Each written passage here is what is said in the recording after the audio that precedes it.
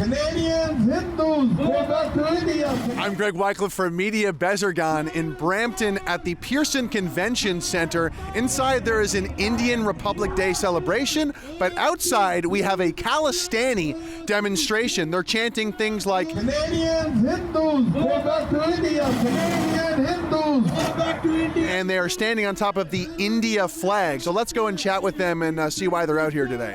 Who's a terrorist?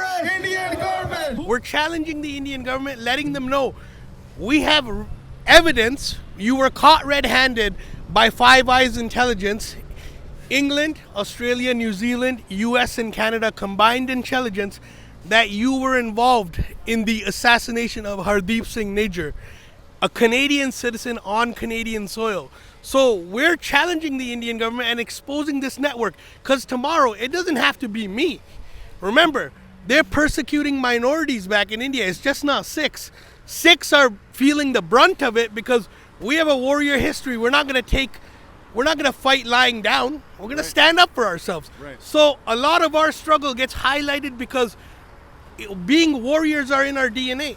Who's a terrorist? Indian government. I talked to one outside and they were saying that even going back there isn't safe. They say that they would be persecuted or killed. You don't think that's true? That's not true. Because you hear the same thing from the Muslim population, you hear the same thing from these guys. But that is absolutely not. I know for a fact that, I have friends, they're Sikhs, they live there. They have successful businesses. They have absolutely no issues at all. Now, if you've gone out there, you picked up weapons, you've gone and, done something in some area, you can expect the police to come after you. They will come after you 100%. And they're going to be brutal with it. So that's to be expected. But if you've been leading a civic life, you've been leading, a normal life out there, generally speaking, nobody bothers you. Who is the terrorist? Who is the terrorist? Would people not have a criticism towards you guys to say the Sikhs, they're associated or connected to the Air India bombing? Thank you for asking that question, because the Sikhs right now are advocating for the reopening of that investigation. So all we want is complete transparency. I'm saying allow the Sikhs to have the reopening of that investigation and the truth will come out. If India is so sure the Sikhs committed this act, why not allow it to reopen?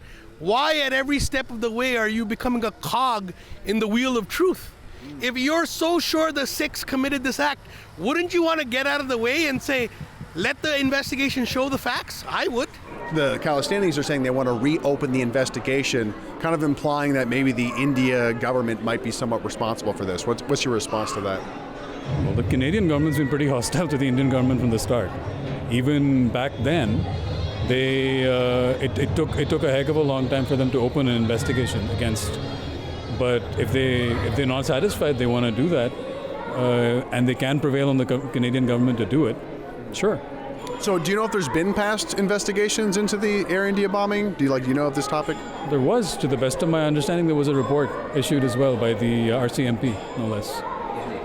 So that's what I understand. And do you know what they found?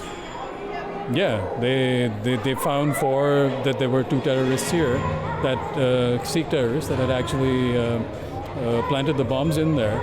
One was supposed to blow off at Narita Airport and it didn't, for whatever reason. But the other one blew up in midair. So they had some timing issue or whatever. But they investigated it and they figured it out. Canadians, Hindus, go back to India. Canadian Hindus, go back to India. Canadian Hindus, go back to India. They want Hindus to go back to India. How do you respond to something like that? Well, I don't know. That's their opinion. But I live here. I am Canadian. I pay taxes. Why the hell should I go back anywhere?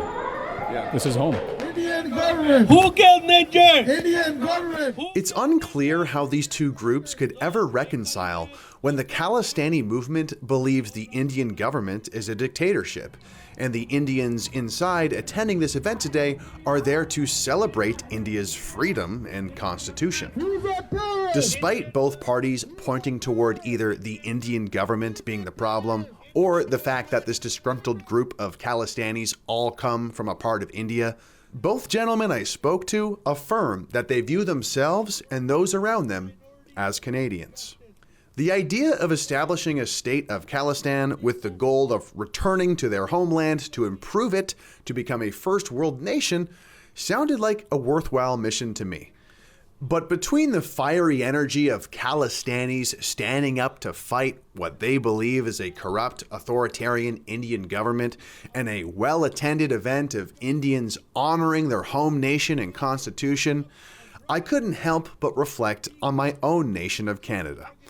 Despite having vastly different cultural backgrounds than myself, I couldn't help but admire both sides of this conflict taking the serious time and methodical effort to honor their homeland, ancestors, and beliefs that make up their identity. I would certainly love to see more of that from native-born Canadians. Indian government. Who's the terrorist? If you enjoyed this report, then please support our work at mediabezergan.com/donate. I'm Greg Wycliffe.